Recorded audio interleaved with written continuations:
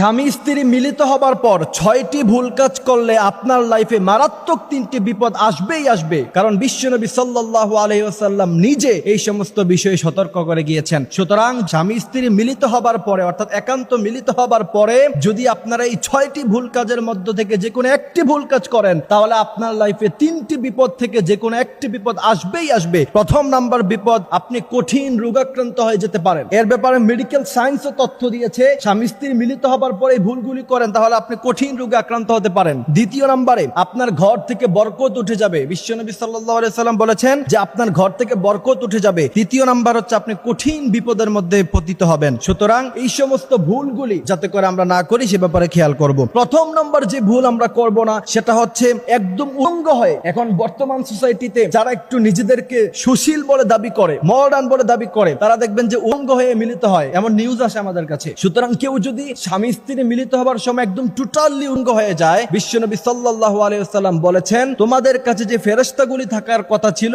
সেই ফেরেশতাগুলি লজ্জায় তোমাদের থেকে দূর হয়ে যায়। বিশ্বনবী সাল্লাল্লাহু আলাইহি ওয়াসাল্লাম বলেন প্রত্যেকটি মানুষের জন্য আল্লাহ পাক ফেরেশতা নিযুক্ত করে রেখেছেন যাতে করে মানুষেরা বিপদের মধ্যে না পড়ে যায়। সুতরাং সেই জায়গা থেকে এখন কোন মানুষ যদি উলঙ্গ হয়ে পড়ে, তার ফেরেশতাগুলি যদি তার থেকে দূর হয়ে যায়, তাহলে সে মুসিবতের মধ্যে পড়তে পারে। এই জন্য বিশ্বনবী সাল্লাল্লাহু আলাইহি ওয়াসাল্লাম বলেছেন স্বামী স্ত্রী একান্ত মিলিত হবার সময় কখনো একদম টোটালি উলঙ্গ হবে না। এবং আম্মা জান আয়েশা রাদিয়াল্লাহু তাআলা আনহা থেকে হাদিস এসেছে যে নবী করিম সাল্লাল্লাহু আলাইহি ওয়াসাল্লাম কখনো মিলনের সময় একদম টোটালি উলঙ্গ হন নাই। নবী করিম সাল্লাল্লাহু আলাইহি ওয়াসাল্লাম সতর ঢেকে খুব সুন্দরভাবে রাসূল করিম সাল্লাল্লাহু আলাইহি ওয়াসাল্লাম মিলিত হতেন। দ্বিতীয় নাম্বার হচ্ছে স্বামী স্ত্রী মিলিত হবার সময় বুখারীর 1141 নাম্বার হাদিসের মধ্যে এসেছে নবী করিম সাল্লাল্লাহু আলাইহি ওয়াসাল্লাম বলেছেন তোমরা যখন স্বামী স্ত্রী মিলিত হতে যাবা তখন অবশ্যই একটি দোয়া পড়ে যাবা, আল্লাহুম্মা জান্নিবনা শাইতান ওয়া জান্নিবিশ শাইতান মা রাযাকতানা। তাহলে সেই মিলিত হবার কারণে সেখান থেকে যদি কোনো সন্তান হয় সে কোনো বিপদে পড়বে না, শয়তান তাকে ওয়াসওয়াসা দিতে পারবে না এবং আল্লাহ পাকের রহমত সেখানে তোমাদের মধ্যখানে থাকবে। এজন্য অবশ্যই স্বামী স্ত্রী মিলিত হবার সময় আল্লাহুম্মা জান্নিবনা শাইতানা ওয়া জান্নিবিশ শাইতানা মা রাযাকতানা এই দোয়াটা পড়ব। তৃতীয় নাম্বার, মিলিত হওয়ার পর অনেকে সাথে সাথে গোসল করে। মেডিকেল সায়েন্স বলে আপনি যদি